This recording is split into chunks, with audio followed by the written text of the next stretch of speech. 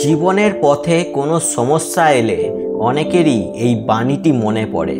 রণে বনে জলে জঙ্গলে যখনই বিপদে পড়িবে আমাকে স্মরণ করিও, আমি রক্ষা করিব। বাবা লোকনাথের এই বাণী স্মরণ করে অনেকে কঠিন পরিস্থিতি ও দুর্গম পথও অতিক্রম করে এসেছেন। খুব সহজেই প্রসন্ন হন বাবা লোকনাথ। ভক্তদের সাহায্যের জন্য সর্বদা এগিয়ে থাকেন তিনি। লোকনাথ বাবার পূজার পাশাপাশি তার প্রণাম মন্ত্র জপ করলে সুফল পাওয়া যায়।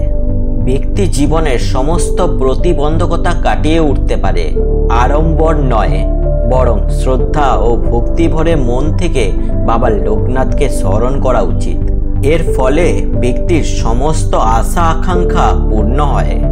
লোকনাথ ব্রহ্মচারীর প্রণাম মন্ত্রটি হল ওম যোগীন্দ্রায় নমস্তুভ্যম ত্যাগীশ্বরায় বৈ নমঃ ভূমানন্দ স্বরূপায় লোকনাথায় নম নম নমামি বারদী চন্দ্রং নন্দন কাননে সনং হরিম নমামি ত্রিলোকনাথং লোকনাথং কল্পতরুম ওং নমঃ শিবায় সন্তায় কারণত্রয় হেতবে নিবেদয়ামি চাত্মানং গতিস্তং পরমেশ্বর নমস্তে গুরুরূপায় নমস্তে ত্রিকালদর্শিনে নমস্তে শিবরূপায় ব্রহ্মাত্মনে নম নমঃ।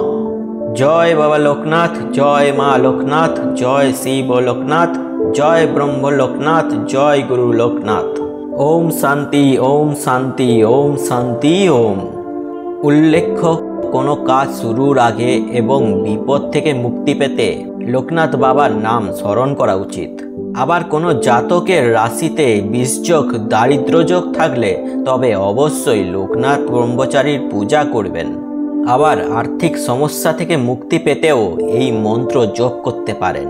পাশাপাশি বাবা লোকনাথের পূজা করলে আর্থিক পরিস্থিতি উন্নত হয়। আপনারা ভক্তি ভরে বাবার মন্ত্রটি অবশ্যই জপ করবেন। বাবা লোকনাথ আপনার মঙ্গল করবেন। আর সম্মানীয় দর্শক, ব্রহ্মচারী বাবা লোকনাথের উদ্দেশ্যে এই ভিডিওটিকে অবশ্যই একটি লাইক করে দেবেন এবং আপনার পরিবারের সদস্যের সাথে ভিডিওটি শেয়ার করে এই কমেন্টে লিখবেন জয় বাবা লোকনাথ।